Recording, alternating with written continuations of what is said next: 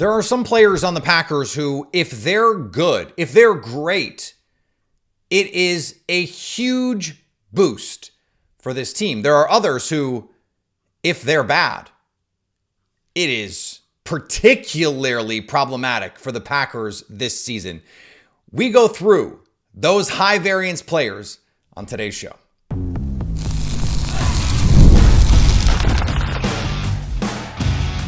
You are Locked On Packers, your daily Green Bay Packers podcast. Part of the Locked On Podcast Network, your team every day.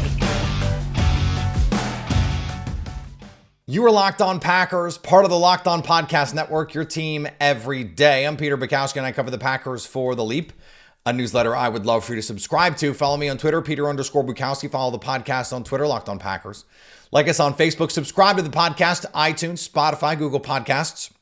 Wherever you find podcasts, you will find Locked On Packers, the number one Packers podcast on the internet.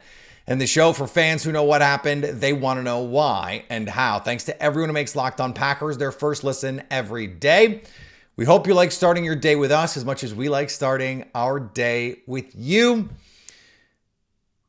There are certain players who are great and we kind of take their greatness for granted. Or they are great at positions where you go, okay, well, you don't really need a great player there.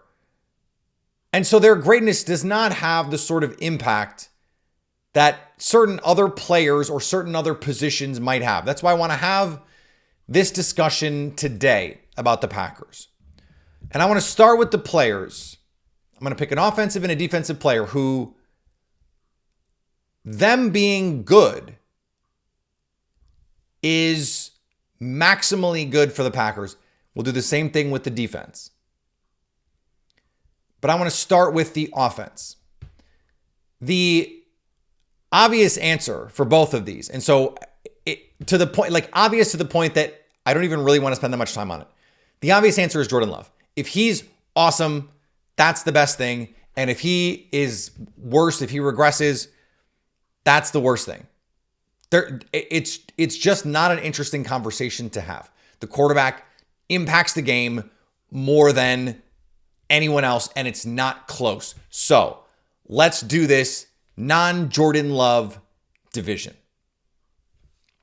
On offense, and I've made this case in different ways in the past, but for me this year, that player is Christian Watson.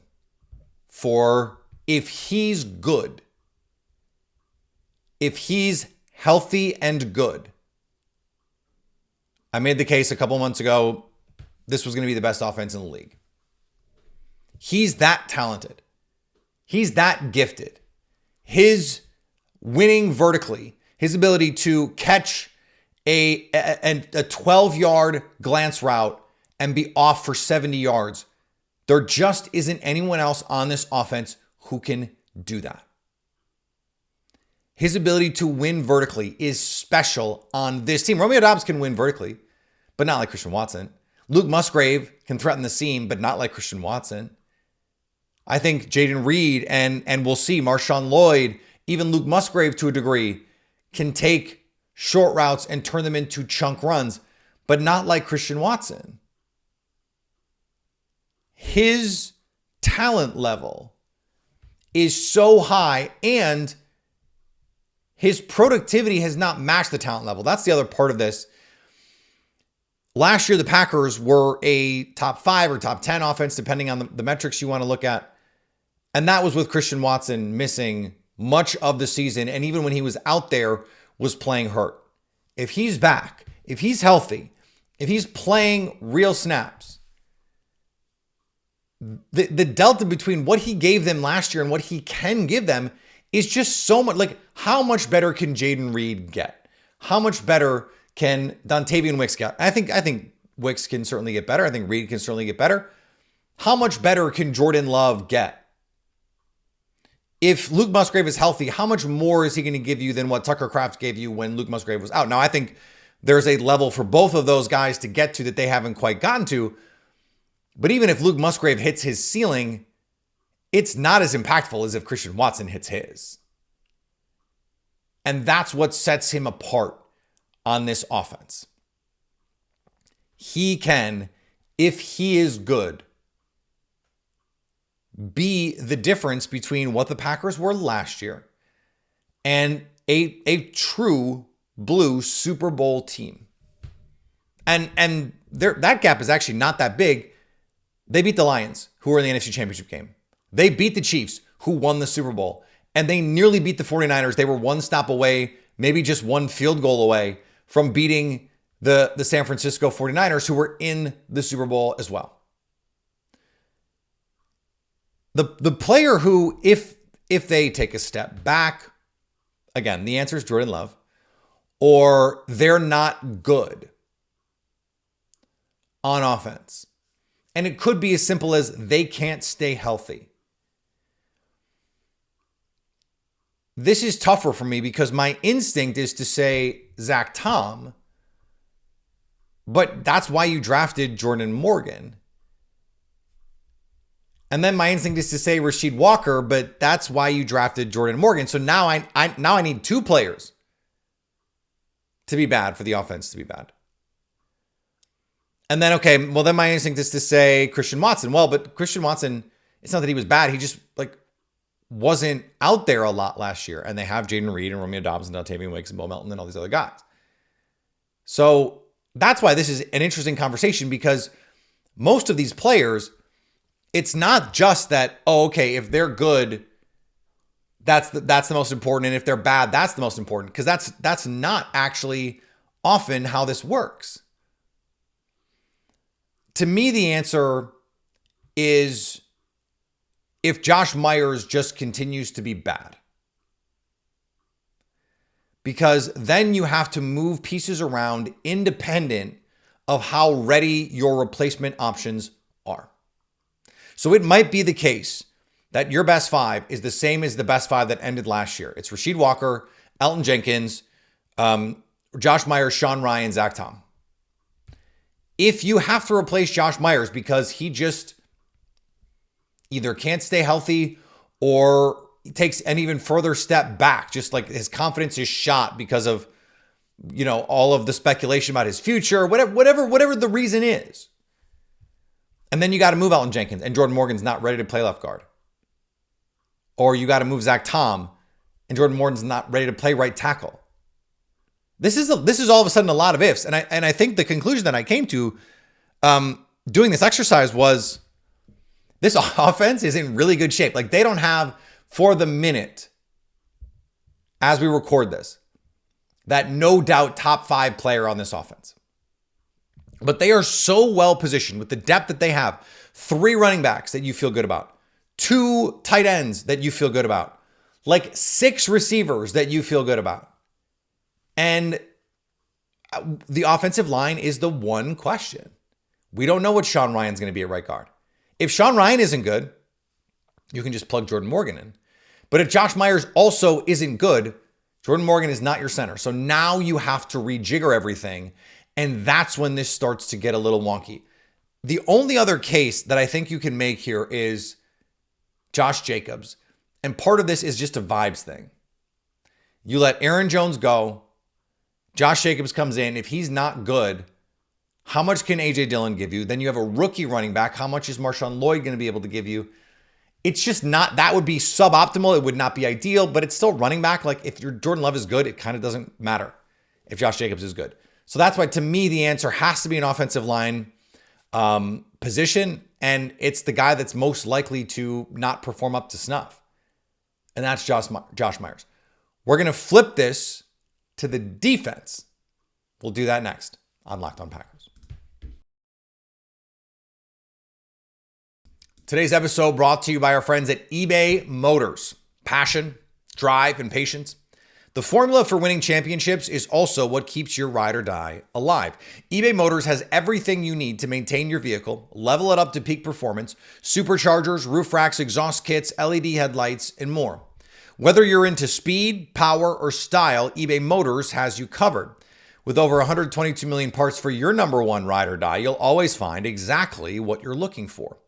And with eBay Guaranteed Fit, your part is guaranteed to fit your ride every time or your money back. Because with eBay Motors, You're burning rubber, not cash. With all the parts you need at the price you want, it's easy to make your car the MVP and bring home huge wins. Keep your ride or die alive at ebaymotors.com. Eligible items only. Exclusions apply. eBay guaranteed fit only available to U.S. customers.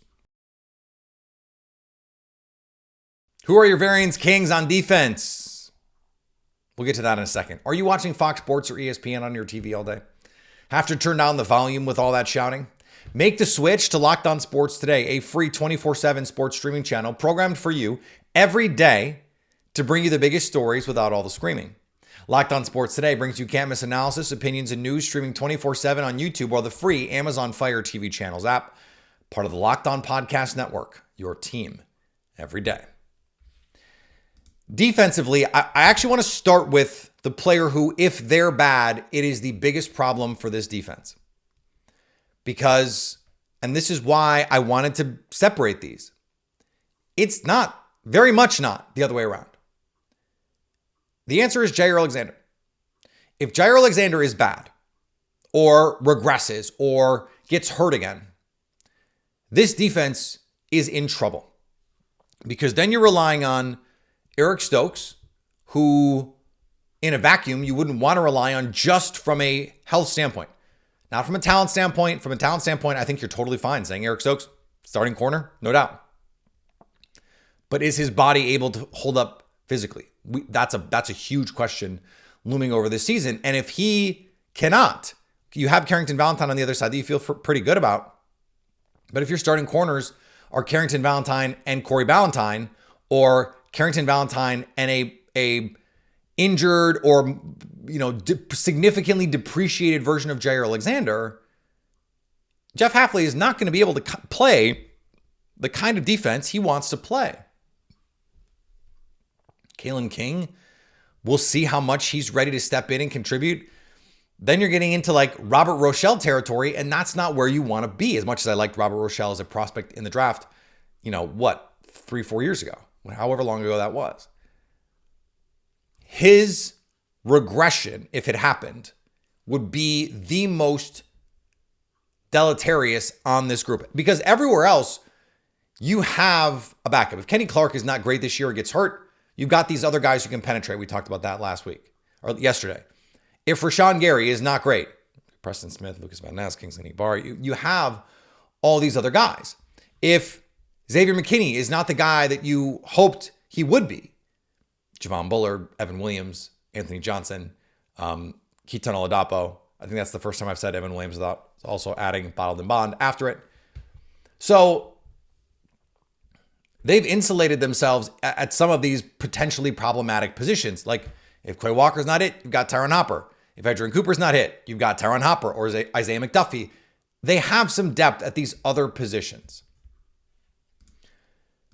That makes the question of who, if they're really good or good beyond our expectation, can elevate this defense. And this is, to me, similar to the Christian Watson question. Who, given what was there last year, can impact you if they hit their 90th, 95th percentile outcome, can have the most impact. And I narrowed it down to 3 players. Don't worry, I'm not gonna cheat. We will land on one. It was Javon Bullard, the rookie. Though I think, as much as I really like Javon Bullard, the fact that you have Evan Williams and Keaton Oladapo in there, plus you sign Xavier McKinney, and I don't think he's going to be a full-time slot player. Keyshawn Nixon is there and already giving you some nice play. I'm not sure that's your number one, but he was the top 3 in terms of the guys that I considered. I wanted to mention him, but let's put him to the side. It's really one of 2 players. Adrian Cooper, who is almost certainly going to start at some point early in this year, and who I made the case I think it was last week, that if he hits his ceiling, he can be one of the few linebackers in the league who can impact the game, who can truly be difference makers. The other guy, though, is Lucas Van Ness. Because we've seen versions of this defense. When you have Nick Bosa, that's one thing.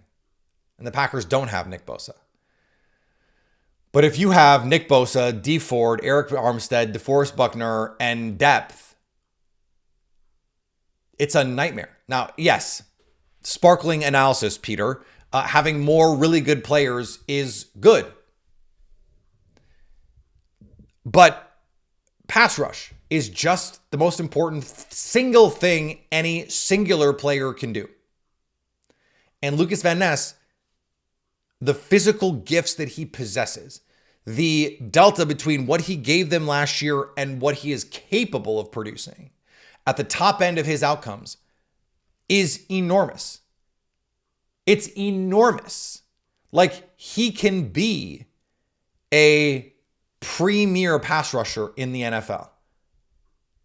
And so if he can start to tap into that potential, that is an enormous boost relative to, Preston Smith had some nice moments last year. He's still a really important player for this team. He joked about being able to just go hunt quarterbacks versus having to play in coverage. A nod to, some of the criticisms with Joe Barry, of course. When you have another pass rusher and a pass rusher as talented as Lucas Van Ness, which is why you take the swings on guys like that. Because if they hit, they become top 5 kind of pass rushers. Like Rashawn Gary is a top 10 pass rusher right now today and still has upside to go. He has all pro potential still and already just got a $100 million contract. That is extremely valuable. Here's the thing. If you don't get that from Lucas Van Ness and he just becomes a nice role player, it's not the idyllic use of a top 15 pick, but you still have Rashawn Gary, you still have Kenny Clark, you still have Carl Brooks, you still have Devontae White, you still have a really complete stable of pass rushers. If Edgerrin Cooper doesn't work out, or if he's just like, what does your linebacker room look like? It's bad, just like it was last year for a lot of the season. And you're left going, what is the long-term plan here? If it's good, though, if Edgerrin Cooper is good, if he's rookie year Devin White and you don't think he's going to have the failures in coverage and in diagnosis that White ultimately had that prevented him from taking the next step to be that elite player. If Edgerrin Cooper is Devin White in year one in this defense where they're going to blitz a significant amount of time, he can be a game wrecker. There can be games that he wins because on the last drive, you're able to send him on a pressure and he gets home where Devondre Campbell or Isaiah McDuffie or Tyron Hopper or even Quay Walker, who is an incredible physical specimen, but is just not quite as twitchy and explosive as Edgerrin Cooper, where those guys might not have gotten home, where they wouldn't have timed it just right, where they wouldn't have had the instincts to react the way that Cooper can. He's the guy to me where if he is good, this defense is top 10 kind of stuff. Because that's the weak link. Defensively, so much of it is how good your worst players are. Well, the worst players last year for the Packers were at linebacker. I don't expect that to change that much if Quay Walker and Isaiah McDuffie are your linebackers. But it can change if it's Edgerrin Cooper and he hits. Nate Tice talks about this at Yahoo. The biggest thing you can do for your team is to go from a bad player to a fine one. And I think it's really from Quay Walker to Edgerrin Cooper is what you're getting. But then if the other guy's got to be as good as Devondre Campbell was, but Edgerrin Cooper can be even better. Is that going to happen as a rookie? Maybe not. But like rookie or Devin White in the playoffs at the end of that season, he was in the perfect position to just do everything that he does well and not have to do anything else. Even if that's all you're getting, understanding that Quay Walker is not Levante David, Isaiah McDuffie, Tyron Hopper, they are not Levante David. But if you just let him go heat up quarterbacks, he's gonna make some impactful plays for you over the course of the season. And by the end of the year, you could have a player who is a difference maker for you. That would be huge for the Packers. I want to tweak the game a little bit and talk about the addition that can have the biggest impact on this team. And it's really an excuse to talk about one thing and one position in particular.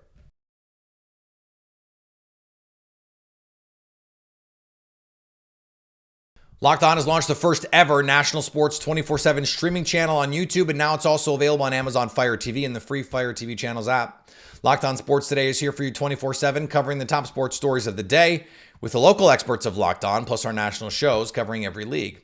Find Locked On Sports Today, now available on the free Fire TV channels app. So the prompt was the addition who could make the biggest impact on this team. It's a little bit of an end around, a little bit of a Trojan horse, because what I really just want to talk about is the kicking game. And we have a hook on this because the Packers just brought in James Turner, who was waived in Detroit after they missed out on a USFL kicker that they wanted to bring in that went to Detroit. And the Packers also brought in Greg Joseph. They released another kicker who had been in and was vying for this job that didn't really have a chance, Jack Puslesny. James Turner is the guy they brought in. Was the kicker at Michigan, was the kicker at Louisville before that. And he converted 44 of 45 attempts during his college career of less than 40 yards. The reporting for him in Detroit was that he had a real chance to win that job. He comes into Green Bay now with Greg Joseph to push Anders Carlson. And Anders Carlson, he did not miss a field goal under 40 yards last year, but he missed 5 extra points. 5 extra points. And this is the one that's really tough. Last year, Anders Carlson, small sample size, made just 4 out of 8 field goals in the 40 to 49 field goal range. What do you think the league average on kicks between 40 and 50 yards is? I'll give you a hint. It's 80%. Okay, I guess I just gave you the answer. It's 80%. And he made 50%. That is a huge difference. And if he just goes 3 for 4 or 3 out of every 4, let's say he makes 6 out of 8. He makes the one in Denver that he misses. The Packers go 10-7 versus 9-8. And maybe Matt LaFleur wins Coach of the Year. They don't have a 5-game losing streak. Instead, they break up the losing with a win in Denver. And maybe, just maybe, the field goal that he biffed in the divisional round was a 41-yarder. It was in that range. If he makes that one, the Packers may well win the Super Bowl. They certainly have a chance to go to the Super Bowl, and they would have had a really good chance to go to the NFC Championship game, to play a divisional foe that the last time they met, the Packers handled. And then go to play in a Super Bowl against an AFC team that the last time they saw, they handled. The kicking game, Greg Joseph or your new rookie kicker, James Turner, their additions, even if all they do is push Anders Carlson, they serve as a tensile test for Anders Carlson. If that's all they do, that's worth it. Or if one of them wins the job, of course, that's worth it. Xavier McKinney and, look, if we're being honest, the answer is probably Xavier McKinney about new additions that are going to make the biggest impact on the roster. But I wanted to talk about the kicking game. And I guess if we wanted to be fair and reframe it, don't forget about the kind of addition, the kind of upgrade the Packers could be getting to an offense that, again, was already really good. One of the reasons why they didn't score as well, why their scoring offense does not reflect how efficient they were overall, is because of all the points they left on the board because Anders Carlson was their kicker. 5 extra points. 4 field goals missed in a range where the league makes 80%. You made 50%. That's the difference in winning and losing some of these games. And that can be the difference again. If you find the right guy, it can change your franchise. The Packers know that. It did with Ryan Longwell. It did with Mason Crosby. They had the right guy for that Super Bowl run back in 1996. For whatever has happened since then, Chris Jackie made a 50-plus yarder against the 49ers on Monday night. That was a huge game. Who knows?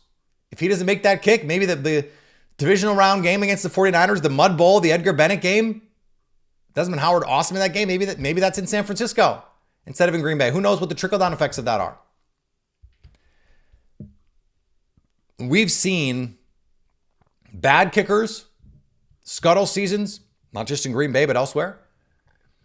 And we've seen how just a fine league average kicker, which the Packers did not have last year, can elevate you. Now, I would like the Packers to continue to be aggressive on 4th down, to not settle for kicks. I don't want having a better kicking situation, even if it is just Anders Carlson with a renewed confidence. We did a segment about him recently, Everydayers will remember, about how if there's anyone that can do this, it's the brother of the guy who literally did this and became one of the best kickers in the game after being cut in Minnesota, goes to Vegas, changes his whole life with Rich Bisaccia, by the way. Having that kind of upgrade over what it was last year, it can be the difference. And it almost was the difference for the Packers. If they have Greg Joseph in the divisional round, they might have won that game. They certainly have a better chance to win that game. So I don't want you to underestimate how big a difference, whether it's Anders Carlson, whether it's James Turner, whether it's Greg Joseph, how big a difference one of those guys could make to this upcoming Packers season. All right, back next week with still more in our offseason as we move toward the training camp, about a month away now.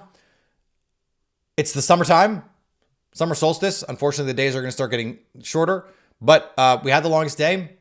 That's great. I hope you enjoyed it. Go out and enjoy it today, tonight.